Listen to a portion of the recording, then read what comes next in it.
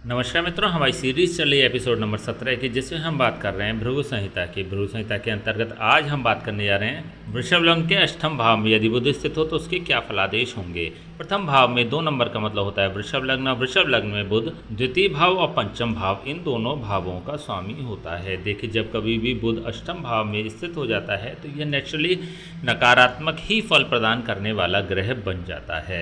अष्टम भाव होता है मृत्यु भाव, और मृत्यु भाव में स्थित कोई भी ग्रह नकारात्मक ही फल प्रदान करने वाला होता है। इसमें यदि हम शनि की बात करें तो शनि को अपवाद में रखा गया है। शनि जब भी अष्टम भाव में स्थित हो जाता है तो मृत्यु का नाश करने वाला ग्रह बन जाता है और आयु की वृद्धि करने वाला ग्रह बन जाता है। तो ऐसी स्थिति में शनि ही एकमात्र ऐसा ग्रह होता है जो अष्टम भाव में शुभ फल प्रदान करने वाला ग्रह माना जाता है। यदि हम द्वितीय भाव की सापेक्ष बात करें तो द्वितीय भाव का स्वामी अपने स्थान से सप्तम स्थान और कुंडली के अष्टम स्थान में स्थित हो रहा है। जब हमने लघु पारेषरी की आपसे चर्चा करी तो आपको बताया था कि अष्टम भाव एक मृत्यु स्थान होता है और अष्टम का अष्टम मतलब तृतीय स्थान भी एक मृत्यु स्थान होता है। इन दोनों के ही द्वादश स्थान मतलब द्वितीय स्थान और सप्तम स्थान, ये दोनों ही स्थान मारक स्थान होते हैं। तो एक मारक स्थान का स्वामी एक मृत्यु स्थान में स्थित हो रहा है तो अत्यंत मारक के फल प्रदान करने वाला ग्रह बन जाता है।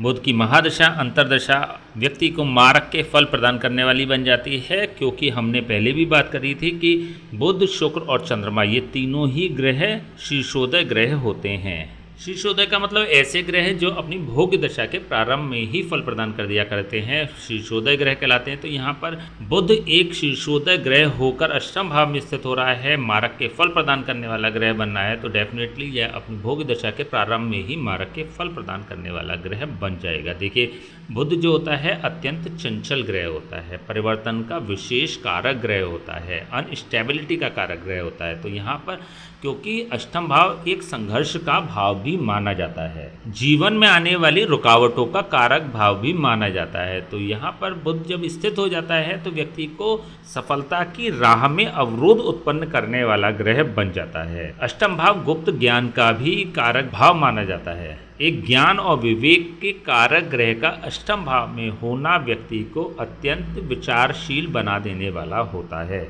व्यक्ति गूढ़ विद्याओं के प्रति आकर्षित होता है, ज्ञान के प्रति आकर्षित होता है, किसी भी विषय को डेप्थ में जाकर सीखने वाला होता है। देखिए, हमने पहले ही बताया था कि बुध जो होता है वो होता है विद्या, बुद्धि, विवेक, वाणी, व्याकरण, गणित, साहित्य, आमोद प्रमोद, हास परिहास, अभिनय और लेखन का कारक ग्रह। तो ये सभी कंटेंट्स जब बुध को प्राप्त होते हैं, बुध अष्टम भाव में स्थित हो जाता है, तो व्यक्ति की विद्या, बुद्धि और विवेक विषय को गहराइयों में जाकर सीखने की ललक पैदा करने वाली होती है। तो ऐसे में यह बुध कुछ पॉजिटिव फल भी प्रदान करने वाला होगा, क्योंकि बुध अपने समभाव रखने वाले गुरु की राशि में भी स्थित हो रहा है। तो ऐसी कंडीशन में यह बुध बेहतर ही फल प्रदान करने वाला ग्रह बन जाता है। देखिए, मारक के फल भी प्रदान करेगा, व्यक्ति को कंठ, नाभि स्थान, नस अथवा त्वचा से संबंधित रोग भी अपनी दशा महादशा में यह प्रदान कर सकता है, अपनी अंतर्दशा में यह प्रदान कर सकता है। तो ऐसे में जब हम वृषभ लग्न की बात करते हैं तो अष्टम भाव में स्थित बुध मिश्रित फल प्रदान करने वाला ग्रह बन जाता है। यदि हम पंचम भाव के सापेक्ष देखते हैं तो पंचम भाव का स्वामी अपने स्थान से चतुर्थ स्थान और कुंडली के अष्टम भाव में स्थित हो रहा है। पंचम स्थान जो होता है ज्ञान, बुद्धि, विवेक का कारक भाव माना जाता है। बुध ज्ञान, बुद्धि, विवेक का कारक ग्रह माना जाता है। तो पंचम भाव का स्वामी होकर और बुध जब अष्टम भाव में स्थित हो जाता है तो व्यक्ति का विवेक, ज्ञान और बुद्धि नकारात्मक दिशा में कार्य करते हैं। व्यक्ति बुद्धिमान तो होता है, लेकिन उसकी जो एनर्जी है, जो उसके कंटेंट्स हैं, वो नेगेटिव कार्यों में कंज्यूम्ड करने वाला बन जाता है। तो ऐसे लोगों को एक सही दिशा की आवश्यकता भी होती है। देखिए, यहाँ पर बुध से संबंधित व्यक्ति को नेगेटिव कंटेंट्स भी प्राप्त होंगे। क्यों होंगे? क्योंकि यह अष्टम भाव एक त्रिक स्थान में स्थित हो रहा है। हमने बात करी थी कि 6, 8 और 12 ये तीनों ही स्थान त्रिक स्थान होते हैं। तो जब भी कोई ग्रह त्रिक स्थान में स्थित हो जाता है तो यह नकारात्मक फल प्रदान करने वाला बन जाता है, अपने कंटेंट्स को व्यक्ति को नकारात्मक रूप से प्रदान करने वाला बन जाता है। जैसे हमने बात करी विद्या, बुद्धि और विवेक से संबंधित कंटेंट्स व्यक्ति को नेगेटिव प्राप्त होते हैं। इट मीन्स कि वह गलत दिशा में अपनी विद्या, बुद्धि और विवेक का इस्तेमाल करने वाला होता है। व्यक्ति की वाणी कर्कश हो सकती है और लेखन कला उसकी नकारात्मक दिशा में जा सकती है। व्याकरण, गणित और साहित्य जैसे विषयों से व्यक्ति का अलगाव हो सकता है।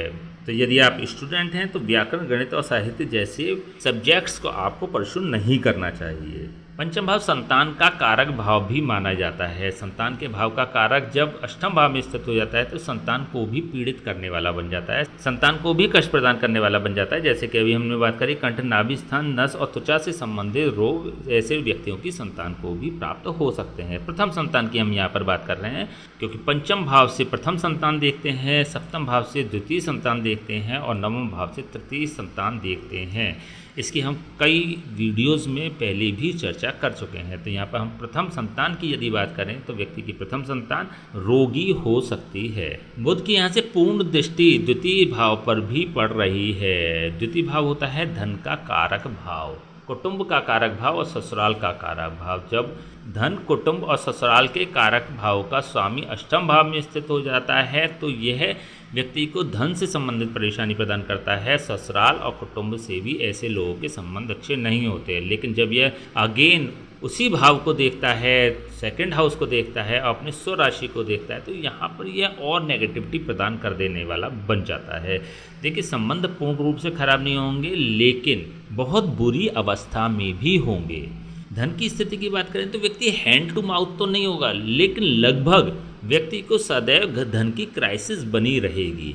तो इस परिप्रेक्ष्य में देखें तो बुध बेहतर फल प्रदान करने वाला ग्रह नहीं बन रहा है। यदि हम इसके कारकत्व की दृष्टि से देखते हैं तो बुध होता है चतुर्थ भाव का कारक और दशम भाव का कारक। चतुर्थ भाव के सापेक्ष यदि हम देखें तो चतुर्थ भाव का कारक अपने स्थान से पंचम स्थान, कुंडली के अष्टम स्थान में स्थित हो रहा है। यह भी नकारात्मक फल प्रदान करेगा क्योंकि चतुर्थ भाव होता है सांसारिक भोगों की उपलब्धता का कारक भाव, वाहन, भूमि और भवन का कारक भाव होता है चतुर्थ भाव, और माता के सुख को भी यही प्रदान करने वाला होता है। तो यहाँ पर वाहन, भूमि और भवन के सापेक्ष व्यक्ति को नकारात्मक फल मिलेंगे, रुकावटें प्राप्त होंगी। जब कभी भी व्यक्ति वाहन, भूमि और भवन परचेज करने जाएगा तो उसको कहीं ना कहीं विशेष समस्याएं प्राप्त होंगी या फिर ऑल ऑफ सडन उसका अन्य कार्यों में भी खर्चा बढ़ सकता है।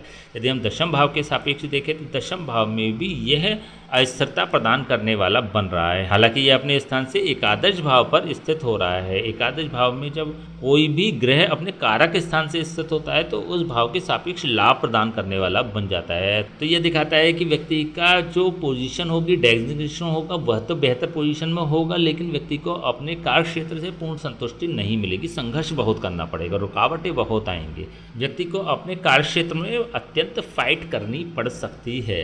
तो यहाँ पे चाहे हम चतुर्थ भाव के सापेक्ष बात करें या दशम भाव के सापेक्ष बात करें तो बहुत बेहतर रिजल्ट प्रदान करने वाला यह बुध नहीं बन रहा है। तो ओवरऑल अगर देखें तो वृषभ लग्न की कुंडली में अष्टम भाव में स्थित बुध अच्छे फल प्रदान नहीं करता है। तो ऐसे में इसके उपाय अत्यंत आवश्यक हो जाते हैं। क्या उपाय हो सकते हैं? देखिए, यदि इसके प्रभाव को यहाँ से मूव ही करा लिया जाए तो बेहतर होगा। कैसे मूव करा सकते हैं आप और कहाँ मूव करा सकते हैं? देखिए, यदि इसको हम 11th हाउस में मूव करा लेते हैं तो ये अत्यंत सकारात्मक फल प्रदान करने वाला ग्रह बन जाएगा। तो इसके लिए महिलाएं अपने दाहिने हाथ की कलाई में, पुरुष अपने बाएं हाथ की कलाई में बुधवार के दिन हरा धागा धारण कर लें। यदि आप ऐसा करते हैं तो ये इसके प्रभाव 11th हाउस में मूव हो जाएंगे और अष्टम स्थान से इसके प्रभाव समाप्त हो जाएंगे। इसके बाद किसी ब्राह्मण से बात करके इसके जाप हवन अवश्य ही करा लेना चाहिए।